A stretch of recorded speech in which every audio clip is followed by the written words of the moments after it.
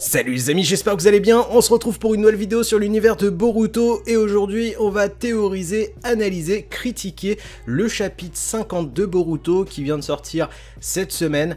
Un chapitre qui était juste oufissime sur plusieurs points, même si, on va pas se le cacher, le point le plus important, c'est le dégel du Kama de Boruto qui est déjà à 80%. Et c'est là où j'adore ce chapitre puisque on est extrêmement pressé sur le temps, que ça soit par rapport à Ishiki qui doit obtenir Kawaki très rapidement avant de mourir, et d'un autre côté on apprend cette révélation de la bouche de Ishiki comme quoi Boruto a son dégel du Kama à 80%, donc on est proche de la fin et de l'arrivée de Momoshiki dans le corps de Boruto complètement, et c'est là où il y a un putain d'enjeu puisque ce chapitre est certes axé sur un combat, je dirais presque à sens unique de la part de Ishiki face à Naruto et Sasuke qui sont totalement impuissants, mais qui vont découvrir que Boruto a son importance à jouer dans ce combat. Et c'est là où j'adore ce chapitre également, c'est de voir Sasuke et Naruto, donc qui sont les piliers du monde shinobi de nos jours,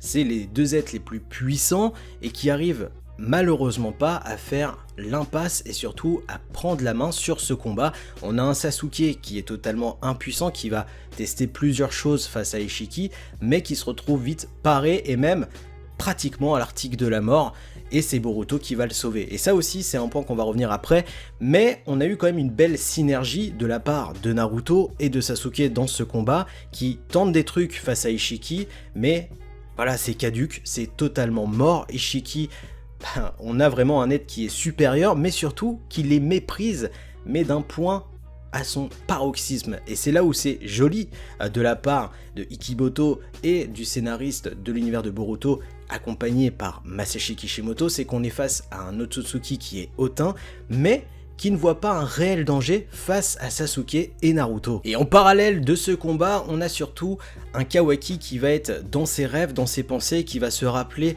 de son existence, de son importance par rapport au Kama et par rapport à Jigen. Et tout ce passage était magnifique puisque on a un personnage qui est obligé de se remettre en question et qui se rend compte que si toute cette merde arrive actuellement, c'est à cause de lui. Enfin, qu'il fait partie du cœur de cette histoire et qui doit peut-être interagir pour peut-être sauver Konoha. Alors est-ce qu'on n'aurait pas un Kawaki qui va se livrer directement à Ishiki pour éviter des morts potentielles? Pourquoi pas? Pourquoi pas? Et ça prouverait aussi qu'il s'est rangé d'un côté gentil entre guillemets, mais qu'il est prêt à se sacrifier pour que d'autres personnes survivent à ce Otsutsuki qui est bien déterminé à détruire certes ce qu'il voit, mais surtout à obtenir Kawaki, son corps, pour avoir un corps totalement parfait au niveau de la résurrection. Parce que clairement dans ce chapitre, on voit que Ishiki commence à comprendre que le temps passe et qu'il doit trouver vite une solution pour obtenir Kawaki pour ne pas mourir. Et sa solution est vite trouvée puisque il explique que en tuant l'Hokage de Konoha et en tuant Sasuke, il y aura forcément Konoha qui livrerait Kawaki puisqu'il serait totalement impuissant. Et c'est là où ce chapitre est vraiment prenant puisqu'on a Ishiki qui veut vraiment tuer Naruto et Sasuke un par un, et il veut commencer par Sasuke, mais Sasuke va être sauvé de la part de Boruto grâce à Momoshiki. Boruto serait sûrement la clé de ce combat et surtout de la réussite potentielle de Konoha face à Ishiki si jamais ils arrivent à gagner face à lui. Pourquoi? Puisque on découvre dans ce chapitre que grâce à Boruto qui s'est interposé sur le coup final que Ishiki allait porter à Sasuke, il s'est stoppé directement. Et on a un Boruto qui a conscience que grâce à son Kama et grâce à Momoshiki qui est en lui, Ishiki ne peut pas le tuer. Et c'est là où c'est très important parce que même si ça n'a pas été dit concrètement dans le manga, dans l'anime, on a Urashiki qui ne va pas tuer Toneri mais le sceller en disant que ce serait contraire aux règles des Otsutsuki de le tuer. Alors même si c'est pas dit réellement, pour moi, un Otsutsuki ne peut pas tuer un autre Otsutsuki. Et ça c'est ultra stylé puisque déjà on commence à comprendre pourquoi Kaguya avait fui les Otsutsuki et peut-être qu'elle avait tenté de tuer quelqu'un là-bas et que c'était contraire aux règles des Otsutsuki. Donc on peut comprendre la haine potentielle que Ishiki aurait face à Kaguya, mais pour moi si Ishiki ne tue pas Boruto, ce n'est pas que à cause de cette règle, c'est que pour moi Kawaki et Boruto sont certes des corps parfaits pour des résurrections de Otsutsuki, mais surtout, rappelez-vous de ce qu'a fait Momoshiki face à Naruto et Sasuke quand il avait utilisé tout simplement l'absorption de l'un des Otsutsuki pour devenir plus puissant. Et pour moi ce point est couru d'avance, on aura un Ishiki qui va certes récupérer Kawaki, mais qui va pas s'arrêter à cela. Ce qu'il voudra c'est tout simplement absorber Boruto quand son dégel sera à 100% pour tout simplement devenir le Otsutsuki Premium le plus fort. Et c'est là où c'est intéressant puisque qui pourra lutter si jamais Ishiki arrive tout simplement à l'exigence de son plan.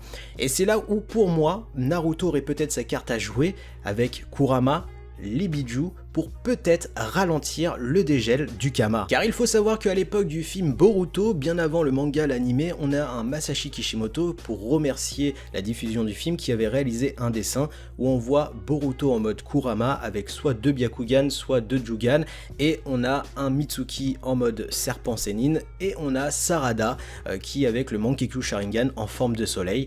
Donc voilà, on avait un dessin qui était plutôt hypant. Alors est-ce que c'est quelque chose qui est abandonné? Je ne pense pas.